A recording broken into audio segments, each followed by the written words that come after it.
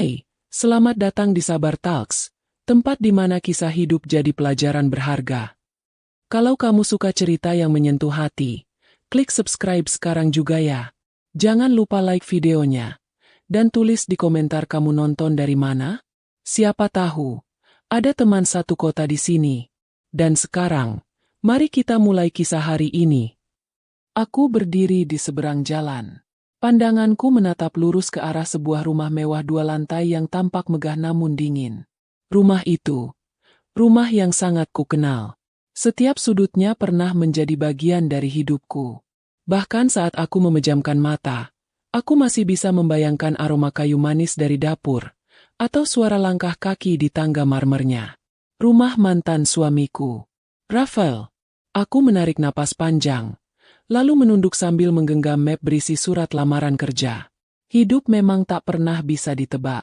7 tahun lalu, aku keluar dari rumah ini sebagai istri. Sekarang, aku kembali sebagai pelamar kerja. Bukan sebagai sekretaris, bukan guru, tapi sebagai asisten rumah tangga. Tak ada yang tahu siapa aku. Tak ada yang mengenali wajahku sekarang. Aku memang banyak berubah. Tubuhku lebih kurus. Wajahku lebih tirus. Dan aku sudah lama tak mengenakan riasan atau pakaian mahal seperti dulu. Aku bukan lagi Rania yang dulu dipuja Rafael. Aku kini hanya seorang wanita yang mencoba bertahan hidup di tengah keterpurukan. Setelah bercerai, hidupku hancur. Pekerjaan hilang. Tabungan menipis. Orang tua tak bisa membantu. Dan dunia terus berjalan seolah aku tak pernah ada. Lalu sebuah informasi dari mulut ke mulut mengarahkanku ke sini. Ada keluarga kaya yang sedang mencari art. Bayarannya lumayan. Tempat tinggal disediakan. Aku butuh pekerjaan itu. Aku butuh uang. Yang tidak kusangka, rumah itu adalah rumah Rafael. Tidak ada nama yang dicantumkan di iklan. Hanya alamat. Dan alamat itu, seperti panggilan dari masa lalu. Kakiku berat saat melangkah masuk ke halaman. Gerbangnya terbuka. Aku menekan bel. Seorang wanita tua membukakan pintu. Ya? Tanyanya curiga. Aku menunduk sopan. Saya lihat pengumuman. Katanya sedang butuh bantuan art. Wanita itu memandangi wajahku lama. Nama kamu siapa? Raya. Jawabku cepat. Nama samaran yang sudah kupersiapkan. Aku tak boleh ketahuan. Aku harus menyembunyikan siapa aku sebenarnya. Ini satu-satunya cara agar aku bisa masuk rumah ini. Dan melihat seperti apa hidup Rafael sekarang. Masuk. Katanya akhirnya. Tuan sedang di ruang tamu. Tapi sepertinya kamu akan langsung diterima. Banyak yang datang tapi tidak tahan kerja di sini. Anak tuan agak susah diatur. Aku terkejut. Anak? Rafael punya anak? Aku tak sempat bertanya lebih lanjut karena wanita itu sudah membawaku ke dalam. Aroma rumah ini masih sama. Hangat, lembut, tapi juga menyimpan banyak kenangan yang menyesakkan. Setiap langkahku seperti berjalan di atas pecahan masa lalu. Di ruang tamu, aku melihatnya. Rafael, duduk di sofa kulit hitam, mengenakan kemeja putih dan celana bahan gelap. Dia masih tampan, lebih dewasa, tapi matanya kini tampak lelah. Rafael menatapku sekilas. Tak ada raut terkejut di wajahnya. Tidak mengenaliku. Mungkin karena penampilanku benar-benar berbeda. Nama? Tanyanya cepat. Raya. Jawabku datar. Pengalaman. Pernah bekerja jaga rumah dan bersih-bersih selama beberapa tahun. Baik. Besok mulai kerja. Kamu tinggal di kamar art lantai bawah. Di sini tidak boleh memotret. Tidak boleh tanya yang aneh-aneh. Yang paling penting, kamu harus bisa dekat dengan anak saya. Namanya Rafa. Aku menunduk. Baik, Tuan. Rafael bangkit dan meninggalkanku begitu saja. Aku masih berdiri kaku di tempat. Nafasku berat. Dunia seperti berputar. Anak. Dia punya anak. Namanya Rafa. Aku tidak tahu kenapa itu terasa seperti dentuman keras di dadaku. Kami dulu bercerai karena Rafael bersikeras tidak ingin punya anak. Katanya belum siap. Katanya tidak ingin merusak hidupnya yang teratur. Tapi sekarang, dia punya anak. Malam itu, aku tidur di kamar kecil dekat dapur. Kamar sederhana, tapi bersih. Aku duduk di ranjang, menatap langit-langit. Aku tidak bisa berhenti memikirkan satu hal. Siapa ibu dari anak Rafael? Apakah dia menikah lagi? Besok pagi, aku melihat anak itu. Rafa, seorang bocah laki-laki, sekitar 6 tahun. Rambutnya tebal, kulitnya putih bersih, dan dia punya tahi lalat kecil di bawah mata kiri.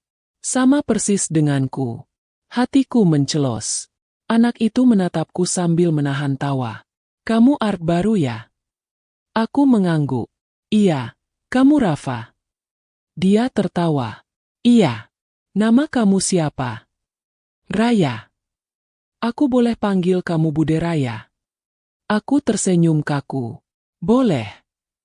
Anak itu ceria, pintar, dan sangat manis. Tapi yang paling membuatku tidak bisa berhenti menatapnya adalah kemiripan wajahnya dengan Rafael. Dan denganku. Aku tahu ini gila. Tapi entah kenapa. Aku merasa anak itu bukan hanya anak Rafael. Aku merasa anak itu juga anakku. Tapi itu tidak mungkin, kan? Aku tidak pernah melahirkan. Atau, apakah aku pernah? Pertanyaan itu menghantui kepalaku sepanjang hari. Setiap kali aku memandangi Rafa, rasa sesak itu datang lagi. Ada sesuatu yang tidak bisa dijelaskan. Bukan hanya kemiripan wajah, tahi lalat, atau bentuk senyumnya yang persis dengan almarhum ayahku. Tapi cara dia bicara, cara dia menatap, dan cara dia memiringkan kepala saat bingung persis seperti yang sering kulakukan. Pagi itu, aku membantu Rafa memakai sepatu sekolah. Tangan kecilnya menggenggam lenganku, dan ia menatapku sambil berkata pelan. Kamu wangi, Bude. Kayak mimpi aku semalam. Aku mimpi dipeluk ibu. Wanginya sama. Darahku seketika berhenti mengalir. Aku pura-pura tertawa, tapi hatiku merintih. Aku tidak tahu kenapa, tapi kalimat itu, rasanya seperti pisau yang menghujam jantungku perlahan. Rafa, kamu suka mimpi tentang ibu kamu? Tanyaku pelan. Dia mengangguk. Iya, tapi aku belum pernah ketemu ibu. Ayah bilang ibu udah pergi sejak aku bayi. Tapi aku selalu mimpi ibu peluk aku di taman. Aku panggil dia, Bunda. Bunda, kata yang begitu asing di rumah ini. Tapi begitu akrab di dalam mimpi Rafa. Aku menahan napas. Aku tidak tahu harus merasa seperti apa. Setelah Rafa berangkat sekolah bersama sopir, aku berjalan ke dapur, mengambil napas dalam-dalam, lalu bersandar di dinding dingin. Rumah ini terlalu sunyi. Terlalu banyak yang tak terucap. Dan aku tahu, semakin lama aku berada di sini, semakin besar kemungkinan aku kehilangan kendali atas diriku sendiri. Hari-hari berikutnya, aku mulai diam-diam mengamati lebih banyak. Di ruang keluarga, aku menemukan foto-foto lama Rafael bersama Rafa. Tapi tak satu pun foto yang memperlihatkan ibunya. Tidak ada foto keluarga. Tidak ada pernikahan baru. Tidak ada jejak wanita lain. Suatu malam, saat rumah sudah sepi, aku keluar dari kamarku dan perlahan menaiki tangga menuju lantai 2. Kakiku gemetar. Sudah 7 tahun aku tidak naik tangga ini. Setiap langkah terasa seperti menggali kembali kuburan kenangan. Aku membuka pintu kamar Rafael yang tak terkunci. Di dalam gelap, hanya ada cahaya dari lampu belajar yang masih menyala di meja. Aku melangkah pelan, hati-hati agar tidak menimbulkan suara. Pandanganku menyapu ruangan itu. Kamar yang pernah menjadi saksi dari pernikahan kami. Kini terasa asing, dingin, dan penuh rahasia. Aku melihat sebuah rak buku kayu di pojok ruangan. Di atasnya ada laci kecil. Seperti ada dorongan dari dalam diriku. Aku membuka laci itu perlahan. Tanganku bergetar saat menarik sebuah map coklat tua dari dalamnya. Surat rumah sakit, akta kelahiran, dan lembar catatan medis dari 6 tahun lalu. Mataku membelalak. Nama ibu, Rania Putri Adinegara. Tanganku menggigil. Aku menahan napas. Mulutku terbuka tapi tak ada suara yang keluar. Nama itu namaku. Tapi, bagaimana bisa? Aku membaca berulang-ulang. Tanggal lahir Rafa, 16 Mei, 6 tahun lalu. Itu waktu yang sama saat aku dilarikan ke rumah sakit karena pendarahan hebat saat usia kandungan 7 bulan. Saat itu, Rafael bilang bayi kami tak terselamatkan. Tapi ini akta kelahiran anakku. Anak kami. Dan dia hidup. Dia tidak mati. Selama 6 tahun, aku dibohongi. Kakiku lemas. Aku terduduk di lantai. Tubuhku gemetar. Air mata mulai jatuh satu persatu. Aku menatap langit-langit kamar yang dulu pernah jadi atap untuk mimpiku. Sekarang, semua retak. Aku tidak gila. Bisikku lirih. Aku tidak gila, ini nyata, dia anakku, dia anakku. Suara langkah kaki mengejutkanku. Aku cepat-cepat menyimpan kembali dokumen itu, menutup laci, dan berdiri sambil menghapus air mata. Tapi suara langkah itu semakin dekat. Pintu kamar terbuka. Rafael berdiri di sana, dengan mata tajam dan alis mengernyit. Apa yang kamu lakukan di sini? Aku menunduk. Maaf, Tuan. Saya hanya membersihkan kamar. Tanpa izin. Tanyanya dingin. Laci itu, kamu buka. Aku menggeleng cepat. Tidak, Tuan. Saya hanya membersihkan debu di rak. Dia melangkah mendekat. Wajahnya sekarang hanya sejengkal dari wajahku. Aroma parfumnya masih sama seperti dulu. Tapi matanya penuh kecurigaan. Raya, ya? Ucapnya pelan. Kamu mengingatkanku pada seseorang. Jantungku berdegup kencang. Tapi aku paksa diriku tersenyum. Mungkin banyak orang yang wajahnya mirip, Tuan. Dia tak menjawab. Matanya menatapku lama. Seolah sedang mencoba merobek penyamaranku dengan tatapan itu saja. Akhirnya dia berkata dingin. Jangan pernah masuk kamar saya tanpa izin lagi. Sekali lagi kamu lakukan itu, kamu saya keluarkan. Aku mengangguk cepat, lalu bergegas keluar dari kamar. Saat menuruni tangga, aku hampir tersungkur karena kakiku lemas. Aku kembali ke kamar, menutup pintu, dan mengunci diri. Di sana aku menangis. Malam itu aku tidak tidur. Aku hanya menatap langit-langit dan mengulang-ulang nama itu. Rafa. Anak itu bukan sekadar mirip. Dia benar-benar anakku. Tapi kenapa Rafael menyembunyikannya dariku? Kenapa dia bilang anakku meninggal? Dan kenapa selama ini dia membesarkan Rafa sendirian? Pagi harinya, aku melihat Rafa duduk di meja makan, menyuap sereal dengan wajah mengantuk. Dia menoleh padaku dan tersenyum. Bude Raya, kamu pernah nangis semalamannya? Matamu merah. Aku terkesiap. Aku lupa mengompres mataku tadi pagi. Iya, Bude mimpi buruk. Dia mengangguk. Aku juga mimpi buruk. Aku mimpi, aku diculik dan dipisahkan dari ibu. Aku mematung. Seluruh tubuhku menegang. Ayah datang dan selamatin aku. Lanjutnya. Tapi, aku nggak lihat wajah ibunya. Aku cuma ngerasa dia nangis waktu aku dibawa pergi. Air mataku menetes tanpa bisa ditahan. Aku pura-pura menoleh dan mengambil tisu. Tapi Rafa sudah berdiri dan memelukku dari belakang. Aku suka kamu, Bude Raya. Kamu baik. Kamu kayak ibu di mimpi aku. Aku menggigit bibir, menahan isak. Tanganku mengusap rambutnya pelan. Kamu anak baik, Rafa. Anak baik. Anak kandungku. Yang sudah 6 tahun diambil dariku tanpa sepengetahuanku. Aku tidak bisa diam lagi.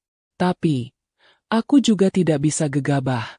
Aku harus tahu kebenaran seluruhnya. Aku harus tahu siapa yang memutuskan untuk menyembunyikan Rafa dariku. Rafael? Dokter? Atau ibunya? Satu hal yang kupastikan, malam ini aku akan kembali ke kamar itu. Aku harus baca lebih banyak. Harus temukan semua bukti. Harus pastikan bahwa yang kulihat bukan mimpi. Karena jika benar anak itu milikku, maka tidak ada seorang pun yang bisa menghalangiku untuk mengambilnya kembali. Malam itu, aku menunggu seluruh rumah benar-benar sunyi. Jam di dinding menunjukkan pukul 1 dini hari. Semua lampu sudah dimatikan, dan suara nafas berat dari kamar para penghuni rumah menjadi penanda bahwa mereka semua telah terlelap. Dengan hati-hati, aku membuka pintu kamar pelan-pelan. Derit kecil dari engsel membuat jantungku memukul dada. Tapi aku terus melangkah, merayap di koridor gelap seperti bayangan yang tertelan malam. Kali ini aku tak hanya membawa keberanian, tapi juga keyakinan bahwa aku akan menemukan jawabannya malam ini. Tangga terasa lebih tinggi dari biasanya. Setiap anak tangga bagai melangkah menuju jurang atau keadilan. Aku tidak tahu akan menemukan neraka atau kelegaan, tapi aku harus tahu. Pintu kamar Rafael terkunci, tapi aku sudah menduganya. Aku menyelinap ke ruang kerja di seberang. Ruangan yang dulu menjadi tempat Rafael menulis proposal bisnis dan mendesain proyek arsitektur. Sekarang ruangan itu penuh rak buku dan map kerja. Tapi aku tidak datang untuk mengenang. Aku mencari bukti. Aku menyalakan lampu meja. Cahayanya kuning, redup, tapi cukup untuk mencari. Kertas berserakan, folder dengan label proyek, nota rumah sakit, catatan pembayaran sekolah Rafa, semuanya teratur. Terlalu teratur. Sampai akhirnya mataku menangkap satu map berwarna biru laut. Tidak seperti yang lain. Di bagian luarnya tidak ada label. Hanya bercak tinta yang memudar. Aku membuka map itu perlahan. Dan jantungku berhenti berdetak sejenak. Di dalamnya ada salinan surat rawat inap dari 6 tahun lalu. Tercetak jelas nama pasien, Rania Putri Adinegara. Penyebab rawat inap, pendarahan trimester akhir, persalinan darurat, prematur 7 bulan. Tidak, ini tidak seperti yang Rafael katakan padaku dulu. Dia bilang aku keguguran, bahwa bayinya tidak bisa diselamatkan. Tapi di lembar ini, bayi lahir dengan berat 2,2 kilogram. Prematur, tapi hidup. Tanganku gemetar saat menarik lembar berikutnya. Salinan surat persetujuan operasi sesar darurat. Ada tanda tangan Rafael. Ada tanda tanganku juga, walau samar, mungkin dari tekanan darah rendah dan obat penenang. Lalu, di bawahnya, kutemukan satu surat lain. Surat rahasia yang tampaknya tidak pernah dimaksudkan untuk dibaca oleh siapapun. Sebuah surat tangan. Tertanggal 2 minggu setelah aku keluar dari rumah sakit. Untuk Rafael. Jangan pernah katakan pada Rania bahwa bayinya hidup. Dia lemah secara mental. Dia tidak akan sanggup membesarkan anak dalam kondisi seperti ini. Lebih baik kau ambil alih. Besarkan sendiri. Aku akan mengurus segalanya. Jangan beritahu siapapun, termasuk ibumu. Anggap saja ini demi kebaikan Rania. Demi masa depannya. Surat itu ditandatangani oleh Dr. Yuliana, dokter kandungan pribadi kami saat itu. Aku memeluk map itu ke dada. Dunia seolah runtuh di kepalaku. Segala sesuatu yang kupercaya, segala pengorbanan, segala rasa kehilangan yang dulu mengikis jiwaku, ternyata hanyalah hasil dari kebohongan. Aku tidak tahu siapa yang lebih bersalah. Rafael, yang mengambil hakku sebagai ibu, atau dokter itu, yang menganggap aku terlalu lemah untuk menjadi seorang ibu, atau diriku sendiri. Karena begitu mudah percaya, kenapa kamu buka file itu? Suaranya terdengar dari balik pintu. Tenang, tapi mengandung kemarahan yang ditahan. Aku menoleh cepat. Rafael berdiri di sana. Wajahnya kaku. Tatapannya menusukku. Aku berdiri perlahan, masih menggenggam map biru itu. Kenapa kamu bohongi aku, Rafael? Dia tidak langsung menjawab. Nafasnya pelan tapi dalam, seperti sedang menenangkan badai di dalam dirinya sendiri. Kamu tidak seharusnya tahu ini. Aku ibunya. Suaraku meninggi. Aku punya hak tahu. 6 tahun. Rafael. 6 tahun kamu sembunyikan anakku dariku. Dia berjalan masuk, menutup pintu di belakangnya. Kamu hampir mati saat itu, Rania. Dokter bilang kamu kehilangan banyak darah, jantungmu lemah. Kamu bahkan tak sadarkan diri selama 2 hari. Dan saat kamu sadar, kamu bahkan tidak mengingat bahwa kamu melahirkan. Aku ingat sakitnya, aku ingat rasa hampa di perutku. Tapi aku percaya padamu. Aku percaya saat kamu bilang anak kita meninggal. Aku takut. Bisiknya. Aku takut kalau kamu tahu. Kamu akan hancur. Kamu bahkan tidak bisa menyentuh bayi saat itu tanpa menangis histeris. Dokter bilang kamu tidak stabil. Dia bilang, kamu lebih baik tidak tahu. Aku menahan napas. Jadi kamu pilih untuk ambil Rafa sendiri? Besarkan dia tanpa aku? Biarkan aku hidup dalam duka seumur hidup. Aku pikir itu yang terbaik. Katanya nyaris tak terdengar. Mataku panas. Untuk siapa?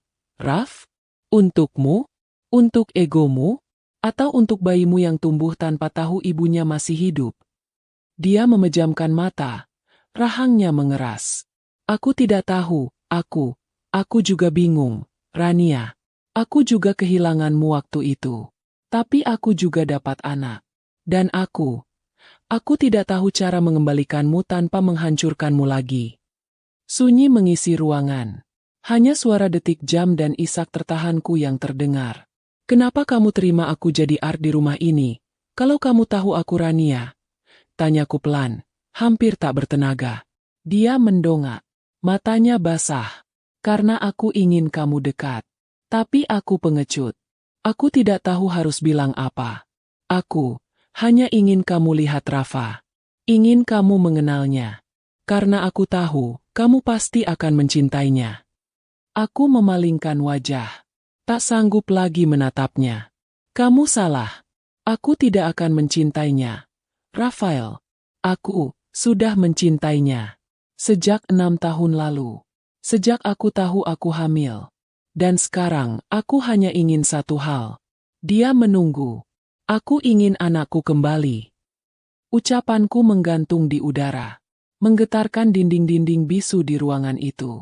Rafael tidak langsung menjawab. Dia hanya menatapku. Seolah mencari sisa-sisa rasa yang masih tersisa di mataku. Kamu mau ambil Rafa dariku? Suaranya pelan. Hampir seperti rintihan. Aku menatapnya lurus. Aku tidak mengambil. Aku menjemput kembali Haku. Aku ibunya. Rafael. Ia menghela napas berat. Tangannya mengepal. Kamu pikir semudah itu? Datang, membuka luka lama. Lalu mengklaim Rafa seolah kamu yang membesarkannya. Kalimatnya menamparku. Tapi aku tak gentar. Aku tidak pernah diberi pilihan. Kau yang ambil semuanya sejak awal. Matanya menajam. Aku yang merawatnya saat demam tinggi malam-malam. Aku yang menenangkannya waktu dia takut petir. Aku yang jawab setiap kali dia tanya, kenapa semua teman punya ibu, tapi dia tidak. Aku yang dengar isaknya setiap malam di balik selimut. Suara Rafael bergetar, nyaris pecah. Aku tahu, bisikku, pelan. Dan karena itulah, aku tidak bisa membencimu sepenuhnya. Tapi kamu juga harus tahu. Aku kehilangan lebih banyak. Aku kehilangan kesempatan jadi ibu dari hari pertama. Aku kehilangan semua momen pertamanya. Aku kehilangan Rafa 2 kali. Saat dia lahir, dan saat kamu sembunyikan dia dariku. Suasana hening. Hanya deru napas kami yang bersahutan. Rafael menunduk. Untuk pertama kalinya, aku melihat dia sebagai ayah. Bukan sebagai lelaki yang meninggalkanku, tapi sebagai pria yang juga hidup dalam luka dan rasa bersalah. Aku salah, katanya akhirnya. Suaranya parau. Aku kira aku melindungi kamu. Tapi ternyata, aku menghancurkan kita berdua. Aku duduk perlahan di kursi. Tubuhku lemas. Kamu masih ingat malam terakhir aku di rumah sakit? Dia mengangguk pelan. Aku sempat dengar kamu bicara di telepon. Kamu bilang, kalau ini satu-satunya cara, aku akan lakukan. Waktu itu aku pikir kamu bicara soal pengobatanku. Tapi ternyata, kamu bicara soal Rafa, kan? Dia tak menjawab. Tapi sorot matanya cukup menjadi pengakuan. Aku menelan ludah yang terasa kental. Kenapa kamu gak kasih tahu aku sekarang saja, Rafael? Kenapa kamu biarkan aku datang sebagai pembantu? Aku kira, dengan begitu kamu bisa mengenal Rafa tanpa beban. Aku takut kalau aku langsung bilang, Kamu akan pergi. Aku ingin kamu lihat sendiri bahwa dia butuh kamu, tapi juga bahwa dia mencintaiku. Aku menarik napas panjang. Dadaku sesak. Luka lama yang terbuka kembali masih meneteskan darah. Tapi di balik semua kebohongan ini, aku tahu satu hal pasti. Rafa adalah korban dari keputusan kami berdua. Aku nggak akan rebut dia darimu, Rafael. Tapi aku juga nggak akan biarkan kamu terus membesarkannya sendirian. Aku mau Rafa tahu aku ibunya. Aku mau dia tahu kebenaran. Dan kalau dia menolak kamu, aku tersenyum miris. Maka aku akan tetap di sini, menjadi Bude Raya. Tapi aku akan tetap jadi ibu, walau dia belum bisa menyebutku begitu. Rafael menatapku lama, lalu mengangguk. Besok, kamu boleh bicara sama dia, tapi pelan-pelan. Jangan sekaligus. Aku hanya mengangguk, tak mampu berkata apa-apa lagi. Malam itu aku kembali ke kamarku, tapi aku tak bisa tidur. Aku duduk di sudut ranjang, menatap foto kecil Rafa yang sempat kuambil diam-diam dari meja tamu beberapa hari lalu. Sekarang aku tahu, darahku mengalir dalam tubuh mungil itu. Pagi pun datang terlalu cepat. Hari ini Rafa tidak sekolah. Katanya ada jadwal imunisasi di rumah. Seorang perawat datang. Setelah selesai, Rafa duduk di taman belakang, memegang buku gambar. Aku duduk tak jauh darinya, membawa sepiring biskuit dan 2 gelas susu. Rafa. Aku mulai bicara setelah beberapa saat kami diam. Kamu ingat mimpi-mimpi kamu tentang ibu? Dia mengangguk, tanpa menoleh. Kalau suatu hari, kamu tahu ibu kamu masih hidup, apa yang kamu lakukan? Rafa menoleh. Maksudnya? Aku berusaha tersenyum. Kalau kamu tahu, seseorang yang kamu kenal ternyata ibu kandungmu sendiri. Anak itu mengernyit. Bude kenal ibu aku. Aku lebih dari kenal, Rafa. Aku menggenggam tangannya perlahan. Aku, ibu kamu. Wajahnya berubah. Matanya membulat. Tangannya perlahan ditarik. Tapi ayah bilang ibuku udah nggak ada. Karena dulu semua orang kira aku nggak bisa merawatmu. Waktu kamu lahir, aku sakit. Aku hampir mati. Tapi aku sembuh. Dan aku pikir kamu juga sudah pergi. Ternyata kamu hidup. Ayah yang rawat kamu. Dan aku baru tahu semuanya setelah jadi bude kamu. Dia diam. Tak menangis. Tapi matanya kosong. Seolah sedang berusaha mengerti sesuatu yang terlalu besar untuk dipahami anak seusianya. Aku bingung, bisiknya. Kalau bude ibuku, kenapa bohong? Aku nggak bermaksud bohong, sayang. Aku juga baru tahu kamu anakku setelah aku tinggal di sini. Tapi sejak awal, aku sudah sayang sama kamu. Kamu selalu jadi bagian dari hatiku, walau aku nggak tahu kenapa. Dia menunduk. Bibirnya gemetar. Lalu, dia menangis. Keras, tubuhnya kecilnya bergetar. Aku pikir, aku nggak punya ibu. Aku memeluknya. Rapat. Seluruh tubuhku ikut bergetar. Kamu selalu punya ibu. Aku. Maafkan aku, Rafa. Dari balik jendela, Rafael berdiri, menatap kami dalam diam. Matanya basah. Tapi kali ini, ia tidak ikut campur. Hari itu, Rafa memelukku lama. Dia belum bisa memanggilku ibu. Tapi dia mulai tahu siapa aku sebenarnya. Dan untuk pertama kalinya sejak 7 tahun lalu, aku merasa aku kembali hidup. Tapi hidup yang kembali tidak pernah datang dengan tenang. Justru sejak saat itulah badai sebenarnya mulai mengguncang. Hari-hari setelah Rafa tahu aku adalah ibunya terasa seperti berjalan di atas pecahan kaca. Dia tidak langsung berubah. Masih memanggilku bude. Masih menjaga jarak. Tapi ada sesuatu yang mulai tumbuh di matanya setiap kali kami bertatap. Rasa ingin tahu. Dan rasa aman. Namun dunia luar tidak tinggal diam. Suatu sore, ketika aku tengah menyapu halaman belakang, terdengar suara klakson tajam dari depan rumah. Beberapa detik kemudian, langkah sepatu hak tinggi menghentak lantai marmer. Aku tahu suara itu. Aku pernah mendengarnya bertahun lalu, berkali-kali datang dengan ancaman tersembunyi di balik senyuman manis. Rafael, apa benar wanita itu ada di sini? Suara nyaring itu menggema di seluruh rumah. Aku menengadah. Kakiku gemetar. Tubuhku kaku. Ibu Rafael.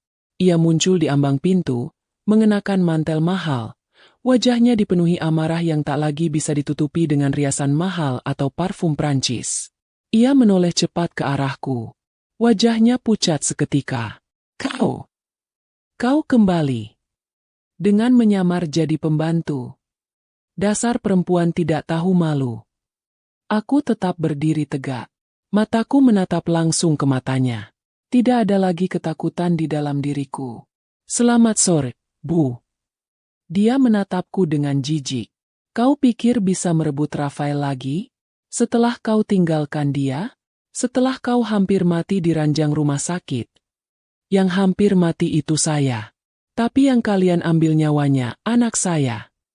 Dia bukan anakmu. Dia dibesarkan Rafael. Kau tidak punya hak. Langkah Rafael terdengar tergesa-gesa dari atas. Ia muncul dan langsung berdiri di antara kami. Bu, hentikan. Ucapnya tegas. Jangan halangi aku. Rafael, perempuan ini datang lagi hanya untuk menghancurkan kalian. Bu, tolong. Dengar aku dulu. Aku sudah cukup dengar. 6 tahun lalu aku yang bantu kamu ambil alih anak itu dari dia. Sekarang dia datang lagi dan kamu diam saja. Aku terpaku. 6 tahun lalu? Jadi, selama ini bukan hanya dokter yang terlibat, tapi juga Ibu Rafael. Apa maksudnya, Bu? Tanyaku, nyaris tak bersuara. Ia membalik tubuhnya. Matanya menyala. Kau tidak pernah pantas jadi ibu. Aku tahu semua dari dokter. Jiwamu rapuh. Kau akan menularkan kelemahanmu pada anak itu. Aku menggenggam rok panjangku erat-erat. Napasku memburu. Tapi aku harus tetap tenang. Jadi itu alasannya? Karena saya lemah? Karena saya pernah menangis kehilangan anak saya? Lalu kalian simpulkan saya tidak layak jadi ibu. Kau bahkan tidak bisa mengurus dirimu sendiri. Dan kau bahkan tidak bisa membedakan rasa takutmu dengan cinta. Bu, kau bukan menyelamatkan cucumu. Kau mencurinya. Ibu Rafael menamparku. Cepat dan keras. Tapi aku tidak mundur. Rafael langsung menarik tubuh ibunya. Menjauh dariku. Wajahnya merah padam. Sudah cukup. Bu, semua yang kita lakukan dulu salah. Aku salah. Dokter salah. Dan ibu juga salah. Rafael, kau tidak tahu apa yang kau bicarakan. Aku tahu. Aku menyaksikan Rania setiap hari menangis di rumah sakit. Aku menyaksikan dia kehilangan dirinya sendiri. Dan aku biarkan itu terjadi. Kau bangga padaku waktu itu karena kuat membesarkan anak sendiri. Tapi aku cuma pengecut. Bu, aku ambil jalan mudah. Aku rampas Rafa dari ibunya. Tangis ibu Rafael pecah. Tapi itu bukan tangis penyesalan. Itu tangis orang yang sadar bahwa semua rencananya telah runtuh. Aku hanya ingin kalian baik-baik saja. Tidak dengan cara seperti ini, Bu. Aku mendekat. Suaraku gemetar tapi mantap.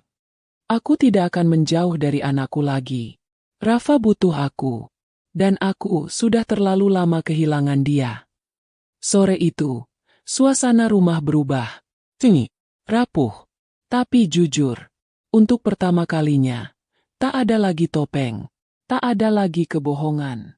Malamnya, aku duduk di kamar Rafa. Dia sedang menggambar. Wajahnya serius. Rafa. Aku memanggil pelan. Dia menoleh. Kali ini tidak dengan senyum. Tapi dengan ragu. Kalau kamu belum siap, panggil aku Bude lagi juga tidak apa-apa. Dia diam. Lama. Lalu menggambar sesuatu. Dan menyerahkan kertas itu padaku. Di sana tergambar 3 orang. Seorang lelaki tinggi, seorang perempuan berambut panjang, dan anak kecil yang berdiri di antara mereka. Di atas kepala perempuan itu, ia menulis, Ibu Raya. Aku menahan napas. Dadaku hangat. Mataku basah. Aku masih bingung. Katanya lirih. Tapi aku senang kamu di sini. Aku senang kamu ibu aku. Aku memeluknya. Tak ingin lepas. Dan aku akan selalu di sini. Untuk kamu. Selamanya. Beberapa minggu berlalu. Luka-luka itu belum sepenuhnya sembuh. Tapi kami belajar menerima. Ibu Rafael pergi ke luar negeri. Rafael memintanya menjauh dulu untuk menenangkan diri. Sementara itu, aku tetap tinggal di rumah itu. Tapi bukan lagi sebagai art. Aku bukan lagi tamu. Aku bukan penyamar. Aku adalah ibu dari anak di rumah ini. Hubunganku dengan Rafael tetap rumit. Ada luka. Ada cinta yang tak bisa dipaksa kembali. Tapi kami sama-sama mengerti bahwa Rafa adalah prioritas kami. Suatu pagi, saat sarapan, Rafa bertanya, "Ayah, nanti kalau aku ulang tahun, kita tiup lilin bertiga, ya?" Rafael menoleh ke arahku. Tatapan itu tak lagi penuh beban, tapi penuh pengakuan. "Iya, nak, kita bertiga." Aku tersenyum. Rafa tertawa. Dan untuk pertama kalinya, kami merasa seperti keluarga.